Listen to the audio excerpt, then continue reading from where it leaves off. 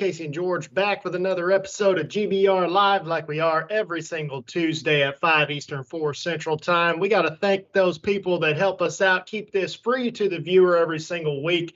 Before we even start this show, TSR Racing Products for your Power Glides, Turbo 350s, Turbo 400s, and 727 transmission parts. BRG 3D printed parts for any other parts that you may need, things you can't even find. Brian Garrett can make it up for you using the latest AutoCAD software. You can print it out on a 3D printer, high density plastics and polymers, and they will stay in the place that you put them. Syntex Printing out there in Temple, Texas, for all your graphics needs, stickers, shirts, brochures, etc. Anything you might need for your business. Call them down there at Syntex Printing, get it shipped out to you. Driven Racing Oil, best. I had a little lisp there, George. Can't be having that in the middle of these reads. Best racing oil, hands down. Driven Racing Oil, best thing you can use with methanol burning engines, absolutely. Use the code GBR10, get yourself 10% off of anything on their website, shipped directly to your door. I think Mac McLean got some of that over to him the other day, wanted some transmission fluid, got that as well. Proform Parts, visit proformparts.com for your carburetors, alternators, starters, radiators, distributors, tools, and much, much more on proformparts.com. And of course, Crew Chief Pro software. The weather's getting ready to change. You need to contact Don over there at crewchiefpro.com and get your dial-ins in order, because sometimes you just don't know where to go with it, but they'll get you in the right direction, and maybe you'll end up the same way Zach Vulture did over there at the 50K. George, did you get a chance to watch that? It was pretty wild, man. Yeah, I watched quite a bit of it, actually, and even some of it while my buddy Vince Taylor came over and helped me change out the old rack and pinion and mow so I can get ready to go do some drag racing myself this weekend. So moved the TV out to the garage and turned it on and watched Friday. As we get into this show, I'll mention what I saw on Friday. Not going to shock anybody that the same name was already on a roll coming into Friday, in my opinion. So made it easy for me to watch out for him coming through Saturday, if you know what I mean. But got to watch quite a bit of that race, man. And as always, TB putting on a heck of an event, man. And it's a shame that's the last one of the year, unless somebody can talk him into doing something impromptu, bringing up another one and giving us another place to race. Come on down here to Texas. I think we might be able to work something out, TB. And everything they've done this year has been super successful. I mean, that race was sold out.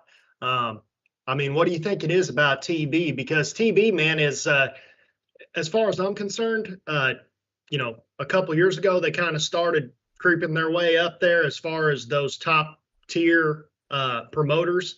And dude, Brian and Tyler over there at TB Promotions, I'm telling you, they are definitely in the top three for sure of the best promoters out there right now. And the only reason I say top three is because they haven't been doing it as long as everybody else yet, man. But every single event that they put on has been successful since day one, pretty much. So people usually have a learning curve. They seem like they've sped it up.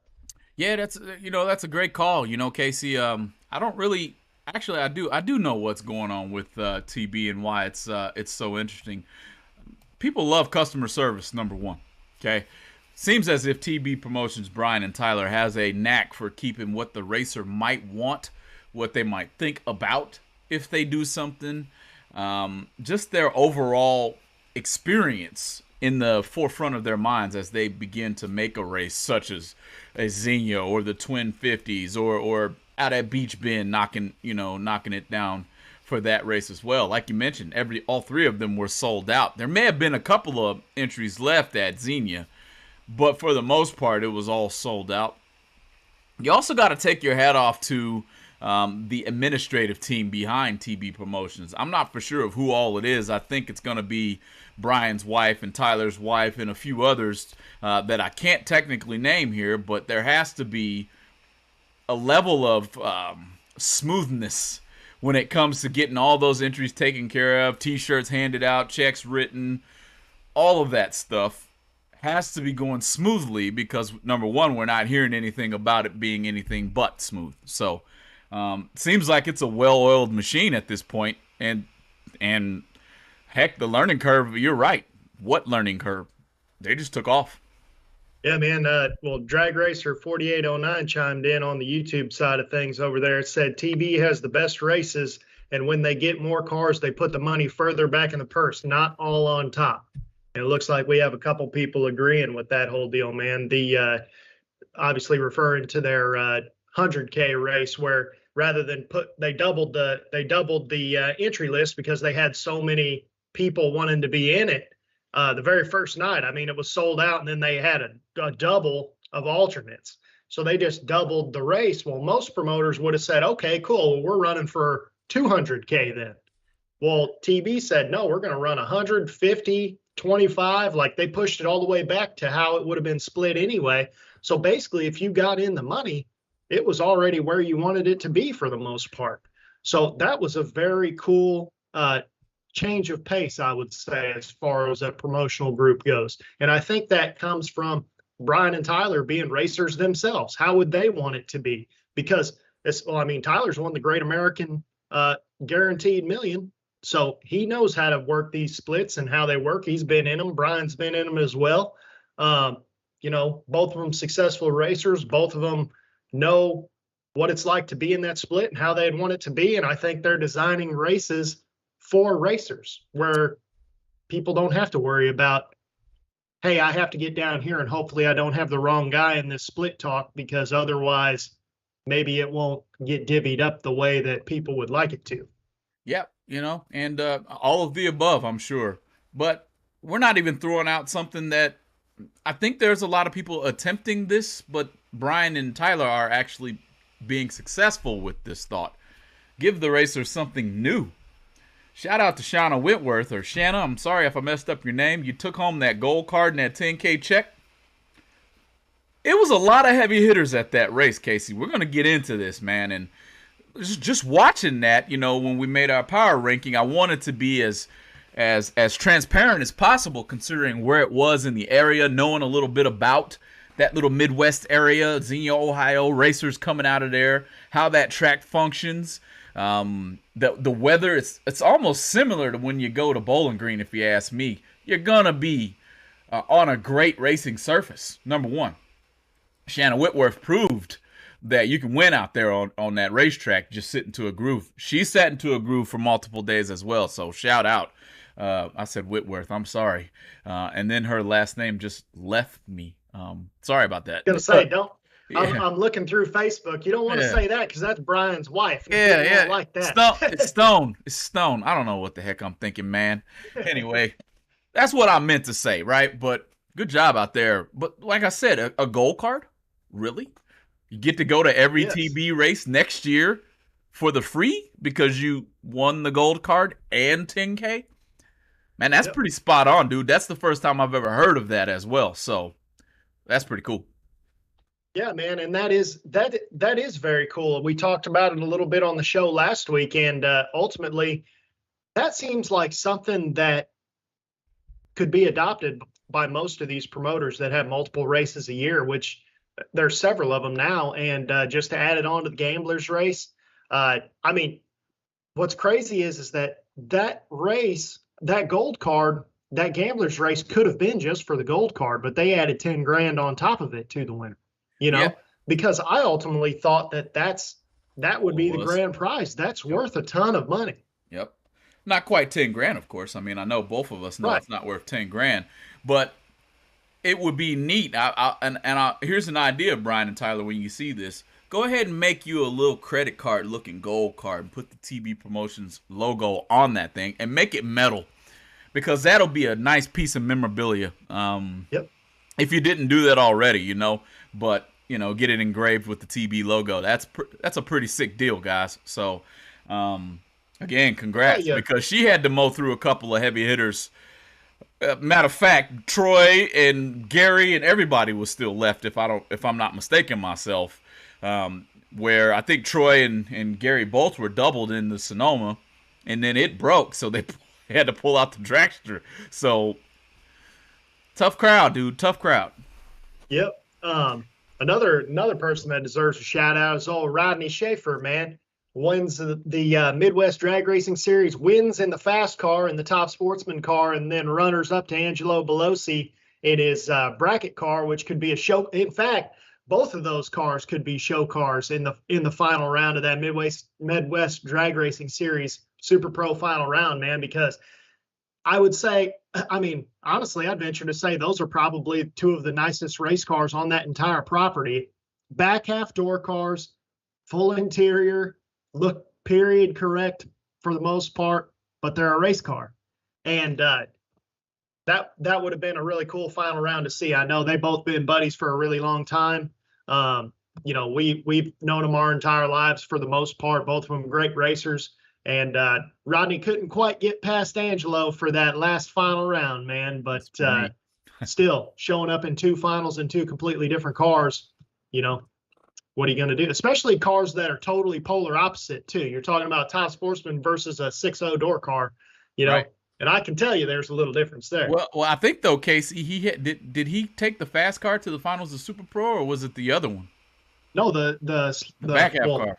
Slow car. Right. Yeah, right. The other blue Camaro. They're made to match. He built that I always call it the Hot Wheels looking Camaro. You can see it on Going Bracket Racing Facebook page through the pictures, but that car was made to look like the back half car.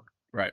So yeah, anyways, the Top Sportsman car, he won with the fast car, and then he had the slow car in the regular Super Pro race. But Dad told me that he talked to Rodney, and Rodney said he's doubling everything in that fast car when the OG Million comes through at Gateway. So he's running the fast car and everything, evidently. So he must have it figured out and ready to go. Seems like it's on a string is what it is, and he's becoming pretty dominant in it. So good to see. Good to see. Last I heard of that car, it had maybe a little bitty old hole in there in the old block somewhere that might not have been so little.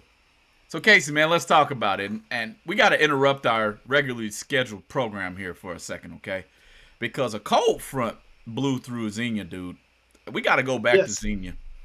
What looked as if it was very hot outside turned out to be pretty cool. No pun intended. Actually, pun intended. I want to know, and Zach, if you watch this, man, did you have one of those Mr. Cool units hooked into your vein? Is that how you got on a string like that starting Friday, and then I think undefeated? Matter of fact, I only got to think undefeated on Saturday, double entered, no buybacks. That's nasty. Yeah. That's flat nasty. Let's talk about that, Casey. Yeah, that's something that I didn't even think about. We'll get into a few statistics here in a little bit, man. But number one thing is this is a door car, man. 580 door car. I think it was dialed about 582 to 584 pretty much all day. In there, And dude, I mean, it's saying something. Well, I mean, it's saying something to do what he did, period, no matter what you're driving. But I mean, that transmission had to be on fire, man. Like that's a lot of 16 rounds in a row. That's just your racing rounds, man. I mean, that's a lot of rounds to just keep hot lapping. I mean, towards the end, I mean, you're talking get off the track after you win a round, go straight back to the lanes and get right back on the track for the most part after they got to about 8 cars. So not only is there no time to decide what you're dialing, I think his dad was there, his grandpa was there to help him with checking the tires, things like that. He might not even have got out of the car those last few rounds, which that's already a feat in itself, man. When it's 100 degrees outside, it gets hot whenever you're really cooking, to say the least. Man, I believe you. And again, I think maybe he just borrowed that Mr. Cool unit and stuck it in his arm. That's all I can figure out. The thumb was working. The car was working. Seemingly every single lap from Friday.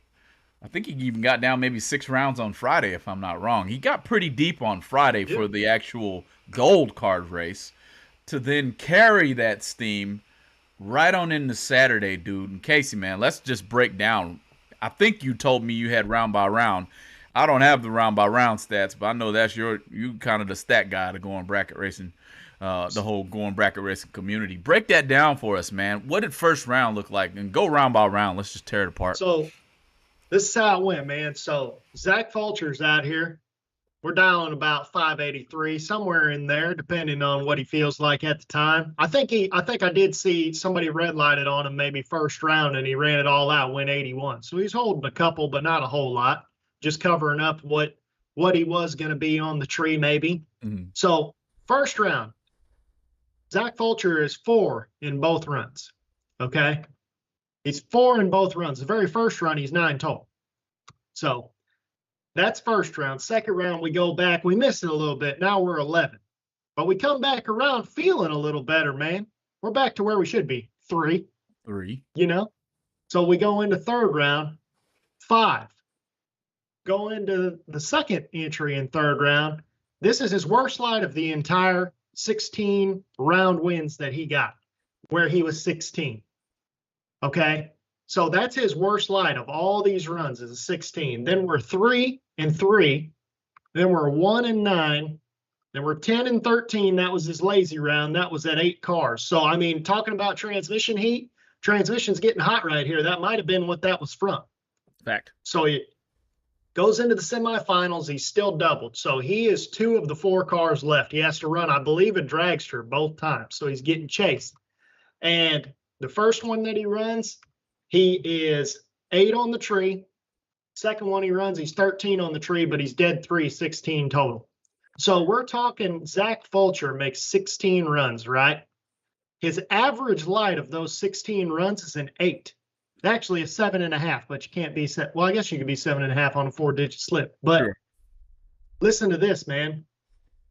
The number of lights he had worse than 10, he only had, let's see, 1, 2, 3, 4, 5 lights worse than 10 or equivalent to 10. 44% of the time, Vulture is 005 or better in these 16 runs. 75% of the time, he's 10 or better in these runs. Jeez. So, I mean, this guy, like, this isn't even something I was going to say when it's your day, but he made this his day, dude. Like, Yeah. I mean, this dude, anything that's going to go dead on, he's going to win with these type of lights unless you just run into the wrong guy. I mean, but there's multiple times in this race that his package is better than 10 total. Right. He almost went, and it's just safe to call it unconscious, Casey. The epitome of ice in veins is what I watched. Not just on the starting line either. It's as if he was in a type of a groove to where it was like, all right, I'm good on the line. I ain't even thinking about that no more. Let me figure out how to protect this stripe. Let me figure out if the car is going to keep repeating itself. And if I had him on this show, I'd ask him, did you just hold it to the wood? I want to know because, dude, yeah, I know you ran that Phantom 81. Was that just Phantom? And then did the car say, my bad, after that? And was like, I'm going to burp out 83s for the rest of the day?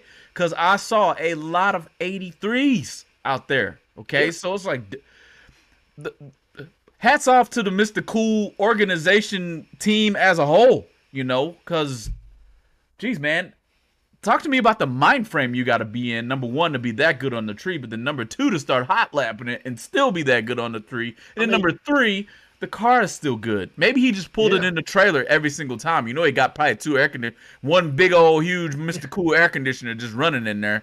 So there ain't no way. He probably pulled it in the refrigerator.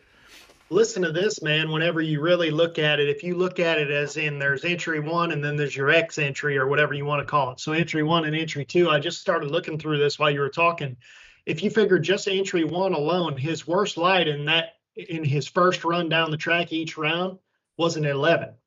So if you look at it statistically that way, it's 4, 11, 5, 3, 1, 10, 9, 8. So, I mean, this dude's just, like I said, he's just killing the tree, man. I mean, it's unbelievable. If you threw out that 16, which was his terrible light, then I mean, his worst light all day is a 13. I mean, it was his day. I mean, that's probably going to go down as one of his best performances in his entire racing career whenever he's old and sitting in the rocking chair. No question. That's gonna be one you tell the grandkids, bro. You know what I mean? Mm-hmm. It's gonna be one where it's like, hey, you know, this one time TB Racing Promotions was out here at Xenia, Ohio, man, and I don't know what happened to me. It's like I had an out of body moment. Like I was just watching in the grandstands is how it felt. Maybe this is how you tell it. This is how I would tell it. You know what I mean? But dude, to say it's easy to be 00 that many times, you would have to have one of these, because this is what he did on that racetrack. Yes, I can sit here and pump double O's out of this thing all day long if I want to. Maybe not all day, but for the most part, you know. And to translate that to my race car, that isn't quite the easiest thing in the world to do. Well, and think about all the variables that are just involved with that. I mean, you're talking about, was the track prep the same? The transmission's obviously getting super hot. Did you stage the same? What's the light conditions doing? Are the lights on at the track because we race day to night? Right. You know, like, I mean, there's just, are the tires set the same? I mean, it's just, there's so many variables involved when you're actually in the car versus practicing on the practice tree at home, that everybody's like, oh man, well, hitting the tree like that, well, I can do that on my practice tree, you know, just like you could, just like I could, just like pretty much anybody with practice tree could that actually tries to do it. But doing it in a race car, and especially doing it when it's 100 degrees outside, you're in a door car, you're constantly round robining. I mean, there aren't many more distractions that that guy could have had, and he still hit the tree like that. Whenever the door's shut and he starts his burnout, that's all he's thinking about is hitting the tree. I mean, and he proved it, man. Like, that's probably, that will go down as one of the best showings as far as string of good runs that someone's going to have this whole year. If there's an award that someone's given, be it drag champ, drag coverage, drag illustrated, somebody like that, if you want to give an award to the best racer, well, I don't even know what you call it, the best overall performance, that's who gets it this year, because I don't see anybody matching that. Nobody's matching that, in my opinion. Let's bring to light who was at this TB Promotions race. And I'll start and stop with the word everybody. I didn't, I'm trying to think who wasn't there. You know, minus those who, you know, the racers who are really good, who just don't race as much as what they used to. Your Scotties, your Pete Biondos, your racers that are kind of not necessarily retired, but slowing down a little bit. If otherwise, I seen Johnny Bracket Racer out there. I know I saw Jeggy. I had him on my power ranking. I know I saw Ludke and all those boys. I know I saw, damn it, all of the Williams boys. Daddis. Hastings. Everybody was out there. Chris Bear, obviously, winner on Sunday. Will Holloman. Look, man, everybody was out there. So to put up this type, a undefeated day, with you can't call the crowd lackluster. You can't call it made up of ducks. Unless he just somehow was lucky all the way around and just ran into the right opponents every single time. You can't do it. You know what I'm saying? And with these runs that he made, it wouldn't matter if he had, like, who's going to be the right opponent whenever first round you're 9 total. You know what I'm saying? Like, and in the semis, which turned out for him to be the finals, he's 16 total after all those runs. So, I mean, that's, you know, 16 total is pretty much going to win most of the time. That's 8 dead 8. You know, 90% of the round. 90% of the round, 16 total will take the cookie. You know what I mean? Yep. So, man, hats off to you, bro. I'll shake your hand next time I see you. You know, that was a heck of a performance all the way around, man. All the way around. So what that got me thinking about, and it's actually something that you had mentioned, and I don't know if you were necessarily thinking about this as being a show topic whenever you mentioned it, but what you said was, man, what would you do in the situation if you're running like that and you're making all these rounds and you're down to about 8 cars and they're wanting to talk about the split, in which this case, the race was so big, it probably happened at, say, 16 or so. That's usually when people really start wanting to talk about it. But you said, man, what would you do in this scenario? Because at 16 cars and you're still 2 of them, and these are the runs that you're throwing together. So Zach Vulture at 16 cars, let's see, that would have been roughly what, like maybe 6th round or something maybe, like that? Yeah. So at that point, other than that 16 light, his worst light was 11. And if you throw that 11 out, his worst light's 9 in all those runs before that. So, I mean, you're talking 9, 1, 3, this is backwards, 9, 1, 3, and 3 are your last 2 rounds worth of 4 runs. So you're varying 5 numbers, 6 numbers on the tree, you know, and your high side was a 9. So I don't know, man. I mean, on the other side of things, though, you can look at it as, man, this guy, and obviously he won the whole race, so it is what it is. But what happens if you try to bring the split into your favor a whole bunch more and a whole bunch heavier towards yourself? Does it mess up your mind game? Or are you just sitting here being like, dude, I don't care. I want to get to the finals here. Like I don't want to lose at 16 cars and get, say, $3,500. I want 50 grand, Right, right.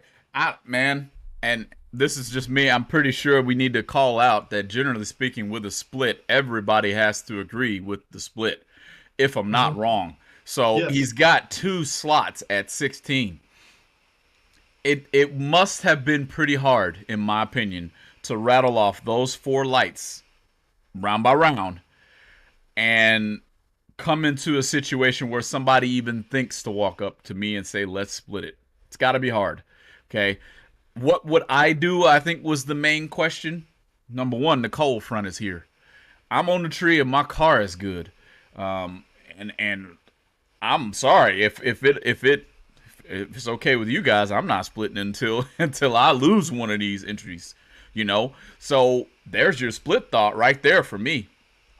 Unless it is heavily in my favor, and I say heavily because I feel like out of 16 cars with 2 entries, you're gonna have a pretty good shot, unless you just really fall out of the car, to parlay that into at least the semifinals, at least, So it would have to be highly favorable in my opinion, in my direction of the split. I know I have two tech cards in this thing, so it's a tough question for me to answer because I'm not in the situation, but I don't know if I would have split it at all. Yeah, I mean, everybody, Champ's in here, he'll laugh when I say this, but he always makes fun of me. He said, man, after Casey wins like 3rd round, he's ready to split or whatever, which that's pretty much true, man, because my whole goal for racing really is just to have racing not cost me any money anymore.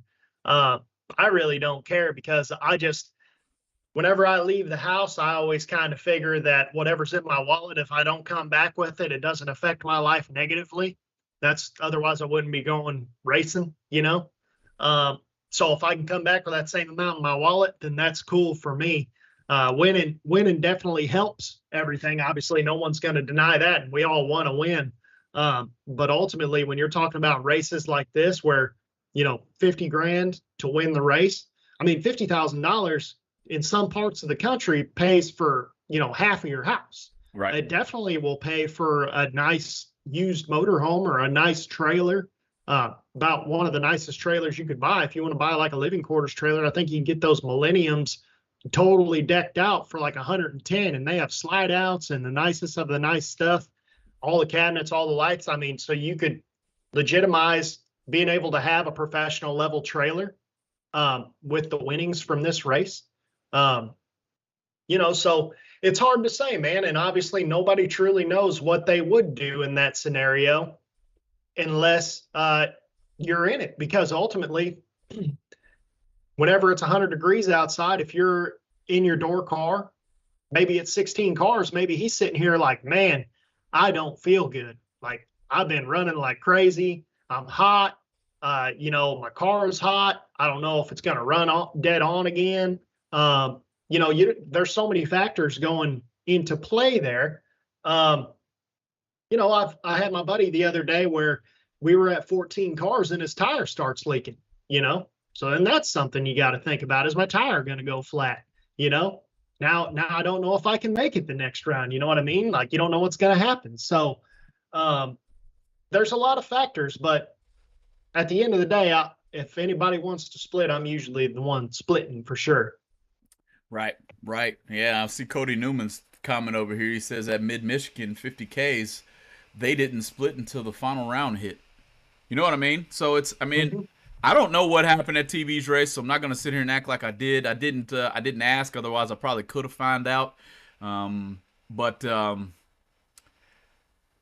all I do know is one person wrecked Saturday. That's all I got to tell. That's all I got to say. Saturday got taken over by Mr. Cool. So hang in there, y'all. We're going to get a commercial break in here. We'll come back with a little bit more from Going Bracket Racing. Make sure to hit that like, follow, subscribe. Bring in your family. Let's talk about this. Don't go anywhere. TSR Racing Products has everything you need to make your Power Glide Turbo 350, Turbo 400, and 727 transmissions the best they can be on the street or at the track. With exceptional products, customer service, and over 30 years of experience, TSR Racing Products is always available to help their customers with any of their transmission needs. In-house machining ensures you only receive the best products from TSR Racing. Visit TSR Racing Products at tsr-racing.com or give them a call at 800-394-5889.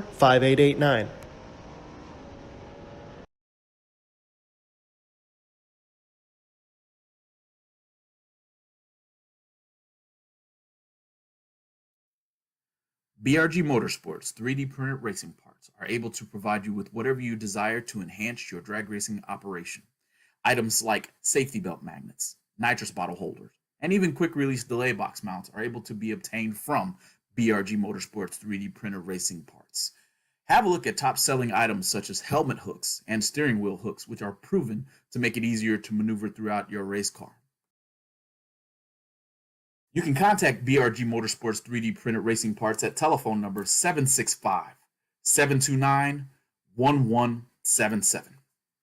Our third generation slim wireless vehicle scale is worth the wait. You can read cross weight, side-by-side weight, and front and rear weight, in addition to the standard weight for each wheel and total vehicle weight. You can also view on the included backlit LCD screen, complete with control buttons. The full-size 15 by 15 inch aluminum scale pads are only 1 5/16 inches thick. Each pad can hold up to 1,750 pounds for a total scale capacity of 7,000 pounds. All right. Welcome back. Thanks for joining us here, Going Bracket Racing Live. Can't do it without you guys in the community supporting each stream, coming in, watching, giving us your thoughts, your comments, your 2 cents. They actually are worth more than 2 cents to us here in the Going Bracket Racing community. This is where you can get your thoughts and your comments and your 2 cents out in the first place. So special shout out to Crew Chief Pro, BRG, Ken Jones Performance. Seen you out there at Xenia too. Looked like you couldn't get into a good groove there, but that happens to the best of us. I think I'm right about that. TSR Racing Products, Driven Racing Oil, Syntex Printing, Team 14, Proform Parts. Thank you for all you do, as well as those guys over at Your Ad Here. Can't leave those guys out. The customer service is top notch. I mean, if you look them up on the Better Business Bureau, I'm pretty sure they're like number 1. So hit those guys up over at Going Bracket Racing for all of your marketing needs. We'll be glad to add you to the GBR community. Real quick, man, we got some information to give out as far as for what's coming up in the near and dear future. I like to start with this one right here. You know why? Because for $525, which is something that I can afford, I am going to be happy to run for 350s. Okay. Looks like he's taking about 450 entries, he being Kyle Riley of SFG Promotions, at the low rate bracket race out at, I believe it's called Montgomery International Dragway now, something like that. So look out, guys. This is going to be a heck of a race leading up towards the end of the year there, November 9th through the 12th, 2023. Most likely going to be aired as well on Motor Mania TV, I do believe. I can't confirm that quite yet, but we should be able to watch that as well. So definitely, if you guys are in that area, or even if you aren't, but you want to travel to run for a low entry and a high payout with some round money to boot, take it on out there at SFG and run that low rate bracket race. As well as coming up soon in good old Baton Rouge area, we got the Del Pelage Memorial Thanksgiving 10Ks. 310s. Definitely a weekend entry worth $300 to run for 310s. That's $100 per event. I'm used to running for 3K for $100. So anytime you can race for $10,000 on a $100 entry fee, it's a pretty good deal there. I'm sorry I gave you the no box. It's a $400 weekend entry there for the box there. So definitely get a chance to get over there to old CP Promotions page, get entered into this race, and and show up and show out. Definitely going to be a good one. May get a GBR media sighting on this one. Still trying to iron out the kinks and provide some live streaming for this particular race. And last but not least, our friends over there at Havana, the Mid-State Lucky Bracket Series, the Sevens. They will return September 15th through 17th. If you're in that area, you need to go out for some bigger money than what you're used to, head on over there to Central Illinois Dragway. Good things happening out there. I keep hearing good things on their Facebook page. Looks like that track's hooking up really well. I get a chance to watch a stream every now and then as well. So make sure to get out there if you're in that area, get you a good race in. Coming on back into the mix, Casey. A lot of comments going on in the chat, man. What you seeing out there? Oh, just everybody saying what's up to everybody. We got Gator in here, Barn in here, Dylan Champion, Nova Fan, Fixing Used Race Cars, Pittman Racing, Alan Boykin, Leonard Cherry. Lots of people over here, man. I think there's a whole lot of people that are ready to. Yeah, a lot of people are splitting. I can tell you that. So, and we got Troy Abercrombie rolled in here. Attaboy. Same thing over here on Facebook. I see quite a few splits out of Jeremy Rosenthal. See some comments out of Sean Pinkerton. Good to see you. I hadn't seen you in there. Looks like the circle of death on YouTube on my side. So we lost something, and I don't know what it is. Now it's back. You back over there? Yeah, okay, there I am. I see me. Sorry, I don't know what happened there. I heard a sound, and it didn't look good. Anyway, a lot of people splitting. Sean Pinkerton talking about the old tree reader trolls climbing out of the woodworks because of how Mr. Cool went off. So, yeah, I don't know what happened there. Glad you guys stuck around for us here. Yeah, man. I don't remember where we were at on that whole deal. Don't want to stop talking, though, because everybody might think we froze up. But yeah, I'm here. Hey. Yeah, man, we're still here. I'll tell you, the race to watch this weekend, I think, is obviously on Motor Mania TV. Motor Mania TV is going to be packed, I think, for the rest of the year, all the way through Christmas. But Door Car Duel Final Call Promotions over there in Terre Haute, Indiana. Dude, 210s for $100, or 210s with $100 round money, starting with third round win for $300. And I think they got a high roller race with that if there's 75 cars, it's going to pay $7,500 to win already. But the thing is, it's progressive purse, similar to the OG Million, similar to Labor Day 250K, et cetera, et cetera. But at 100 cars, it'll pay $12,000 already. So you're talking at 100 cars, and at an all-door car race, a lot of races like this, 210s, very affordable price. These people are coming to double a lot of times anyway. So if you're talking about 100 cars, you're really actually only talking probably about 65 cars, something like that. But this high roller race, if they get 259 cars, man, it's going to pay $43,000 for $250. So, I mean, I see this race. It says 189 entries. It'll pay $30,000. That's kind of where I feel like it's going to settle out in. I think you'll get right around 150, 180 cars, somewhere in there, which even if you only get 139, it's paying $20,000. So, I mean, this is going to be a really cool race to watch, in my opinion. Yeah, no question about it. And as always, Motor Mania will have this one live for us, and I do believe that's happening this week. So at least we got something to watch during our the end of the work week and getting into the weekend and help us get through our work week and things of that nature. Another name that's becoming pretty household, if it's not already, on the level of promotions is that old Final Call Promotions team. Obviously, something's going right there. As far as from in the clerical, as far as from keeping the racer in mind, does a really good job keeping the junior dragsters in the loop at his races. I know his boy's a up-and-coming junior dragster shooter. He's pretty tough, so not trying to put a bullseye on you, Ethan, but keep up the good work out there, big dog. And Jake, keep up the good work as well. So Final Call Promotions, that area, it's definitely going to be a pretty good race out there. I expect, Casey, the same as you. It's going to be packed. There's going to be a lot of people out there to double enter. And I just don't think there's anything else going on around that time. Towards the Indianapolis area. Is it Muncie, did you say? Terre Haute, gotcha. Yep. So definitely going to be a good race there. Yeah, man, and also Great American down south over there in Gulfport, they're having 2 4Ks for junior dragster racers. $160 for both the 4Ks, $4,000 to win, 1,000 to runner up, 500 to semi, starts paying at third round win.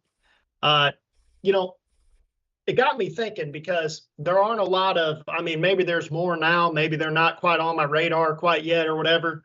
But if a junior dragster racer, typically the person who's going to win this $4,000 is going to be one of the older kids, one of the more experienced kids that's on a higher level than a lot of people. That $4,000, man, if you're a 14-year-old, that goes a long way in dad's wallet to getting your big car ready to go.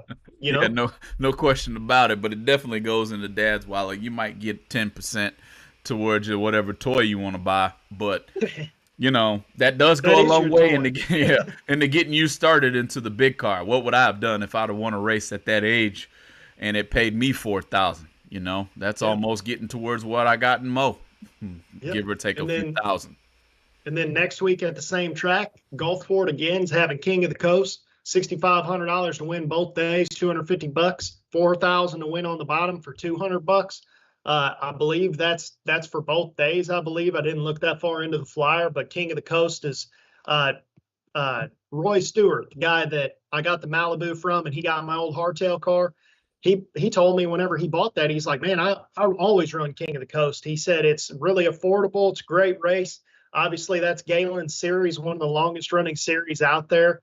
I think he was actually in a final with it earlier this year at King of the Coast, man. But again, I always wish that Gulfport was a little closer because now Galen, Britt, and I believe Tommy all run the show. Again, going back to racers running the show. Who can run a better race than the racer? Not very many people, as long as they have the business sense to do it, because they know exactly what to do in the situations. They've been there. Well, so go ahead. Keeping it honest, and I don't think it's a big secret on how to be successful, in my opinion. I mean, I'm not in the situation to where I'm doing it myself, running a race or promoting a race.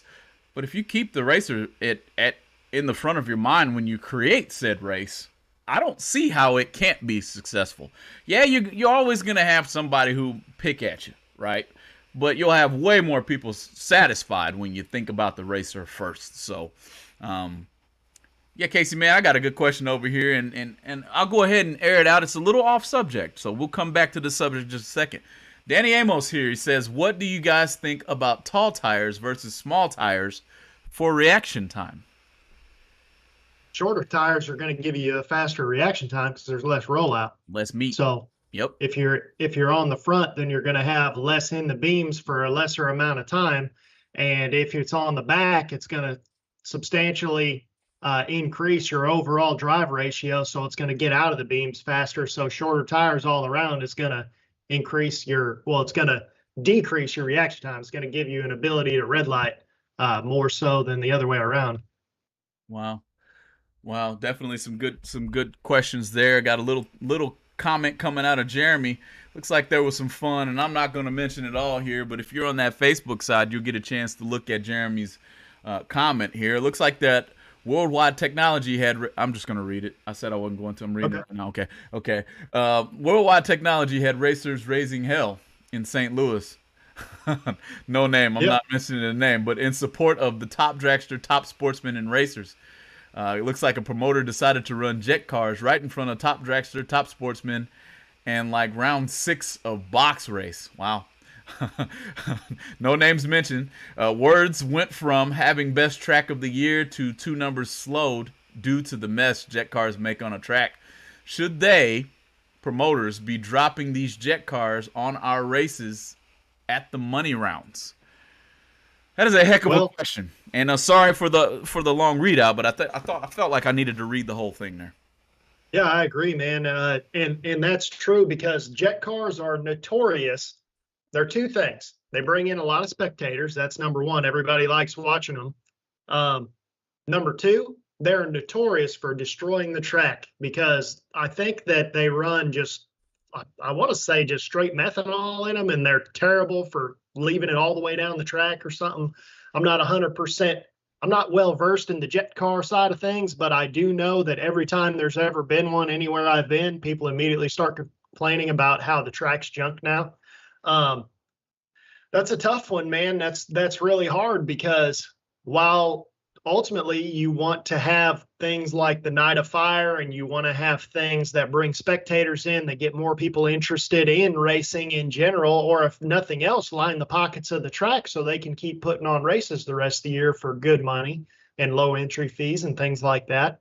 Or maybe get, some of those tracks, that jet car, if you market it correctly, it could bring in so many spectators that it looks like a mini national event, and they could totally renovate the tower or renovate the bathrooms or the concessions. It can bring in a lot of money. So right. You want them to have it, but they need to think, okay, if we're going to have this, then we need to be prepared to re-prep the track afterwards. As soon as that car's off the track, you get the tractor out there, and that's just called downtime at that point. Seemingly, it's something that everybody knows about if we're able to bring it up in this particular setting, being going bracket racing community. Something that obviously a few people, Eric White is in here mentioning, he's ran behind a jet car before, and he skated all over the track. There is a time and a place. The money round, to answer your question, Jeremy Rosenthal, that's not it. You got people out here trying to compete. They're running their car for pennies to the dollar when it comes to how much it actually costs to build that car. You want to give them as good of a surface as possible to be able to compete. With that being said, I don't want to cast out jet cars altogether. I'm definitely a strong catalyst to bring the spectator back to the doggone stands. Okay, I was watching, this is off subject, but I was watching just a short video clip of what I think was just a grudge race, and it might have been a $7,000 grudge race. You wouldn't believe how many people were standing on the starting line, okay? Yep. I don't understand why we don't allow that in bracket racing. I mean, are we worried that it throws off our ability to stay focused or what? But I would love to see that type of thing in a bracket race. Right now, we don't have any spectators, so we can't. So that's why I'm saying make those jet cars run at the end of the race. Why at the end of the race? Because all of your spectators have to stay there until the end of the race. If you got a concession stand or a bar, you're just going to be making money the whole time. So you can't pull them out in front of a program like that, though. Top Sportsmen, those guys are moving pretty quick. A little bit of something down on that track that you didn't catch puts one of them into the wall. Now you're talking about $100,000 car getting wrecked because you wanted to have a quote-unquote show. Yeah, man, it's it's one of those things where it's just hard to decide. But the thing is the plan needs to not be made on the fly. You need to have a solid plan and think the plan through, and don't just be like, we're going to have jet car tonight. You know what I mean? Like, it needs to be like, we're going to have a jet car. These are the issues that come with the jet car. We need to solve these issues before we send this guy down the track. So, because obviously a jet car didn't just show up. A jet car doesn't just show up. It's booked in. So you're already making plans for it. So just make the plans that solve the issues that could arise from said jet car. You're already in a meeting. Yeah, you'd think it'd be as easy as that too, I think. Just expect to have to prep the track again, and that maybe solves it. Bring them out whenever you want to, as long as you're going to prep the track. You can't just let it, however, go. And you're going to have to spray all the way down, obviously. And if there's methanol on the track, well, if you check the whole track, you'll then see it. I know it dries up really quick, but at least you'd see it. Dylan Champion over here, he's got me laughing. I almost choked. He says, I raced with over 1,000 spectators this past weekend, and 10 out of 10, he would not recommend it. Yeah, man. Well, see, Kinston had they call it the Renegade list, I think, but they have a small tire list type series that they race out there. And man, he said that place was packed like they used to be packed at Winterfest back in the day, or Tobacco Field Nationals and all that stuff, man. And that's great, because a small track like that, it's Georgian, in your mind, it's like I-57 in the 90s is kind of what it's like. Mm-hmm. Really cool little track to go to. It's not like Gateway. It doesn't have asphalt everywhere, things like that. So it's really cool. And they're all door cars, and they bring in all these people. Now, going back to your comment about why don't we let people on starting line and stuff. Now, I don't think it should be like lights out where you're doing your burnout through a crowd of people because you're just asking for something stupid to happen. Right. But why can't you have a fenced-in area up in that area where you just buy access to that area? I agree with that whole deal. what's cool about Kinston is that it's like I-57. You remember how the stands used to be to the left, on the left lane side, right there on top of the starting line? And you stand right there on the fence on the starting line. That's how Kinston is the whole way down. Right. So I think that people need to just start booking in grudge races, like one grudge race, or book in match races, or like something cool, because that was proof of what Dylan's talking about. That's proof that you can get spectators to a bracket race. Now, to be fair, that Renegade list was heads up race, bracket race was just in there as filler. Right. But why can't they just combine forces in like a bracket race?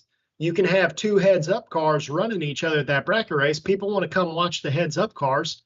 I mean, John Dock lives in Benson. He lives right by Galat, basically, or in the same town anyway. So it's not that hard to get him to come over there. John Dock has like 125,000 YouTube followers. You don't think some of them would show up to watch him? Yeah, I've seen him. I have seen at a test and tune John Dock roll in because he's going to grudge race someone, and there probably were 1,000 people that showed up that were all sitting here waiting in line on the road when I was turning out. And then turns out that grudge race didn't even happen because the other guy didn't want to settle a deal or whatever. So, but still, Galat made, say spectator tickets are like $10 on test and tune night. That's $10,000 of income that now they can put into the track. Now they can put on these $5,000 for $90 for their bracket racers. Right. Right. So no, that's where it's at. There's a lot to it. That's all I know. I see Kevin Little in the house here. He says methanol actually helps the PJ1. Just prep after the jet car run. Yeah, that's true. I don't know if they mix it in before they put the PJ down, but I think they cut the PJ with methanol is what it is. And I wouldn't guess it worked. It would be a harm either way. Even if after, just spray some more PJ over top of it and drag it back in. You know what I mean? So, definitely an interesting thought, though, to have a jet car come out in front of the money rounds. Very interesting at that, to say the least. Then, and so Casey, moving in on that hour, I'm feeling pretty good. We can keep going if you want to, but what you got in closing? I can tell you right now that I'm starving, so I'm ready to go downstairs and eat some food, man. But I can tell you, I'll be watching that door car duel this weekend on Motor Mania TV. Obviously, Motor Mania giving us all this stuff for free. I was hoping I'd get to go racing this weekend. Galat's got a 2-day race out there. Unfortunately, I sent my torque converter off because I'm trying to foot brake and I can't keep it from red lighting, so I'm doing some changes in there. So I got that sent off. I won't have that back till the following week. So I'm going to be rooting my buddies on by looking at the time slip app over there, making sure they're not telling me fibs about what they're doing. Unfortunately, I'm going to use this downtime to close my wife's pool so it doesn't take away from my racing. But if I have to get rid of a 100-degree week, I think the following week it's going to start being like upper 80s, low 90s. And I don't think I have to tell anybody in the Southeast there's a big difference between 100 and 90. So, all right, I'm out here in Texas, so I agree with that 100%. Yeah. But no, I'll see you guys out here, Extreme Raceway Parks Saturday. Most likely, I'll head over to Texas Motorplex on Sunday to try to run a few races there. Like I said, old Mo's back in action. I'm itching to get back behind the seat. So, you guys, thanks for joining us here, Going Bracket Racing, being part of the community, leaving your thoughts, your comments. Please, thanks and sharing. Thanks for sharing the show. Thanks for sharing Going Bracket Racing. For now, we'll see you guys next Tuesday. Have a good one.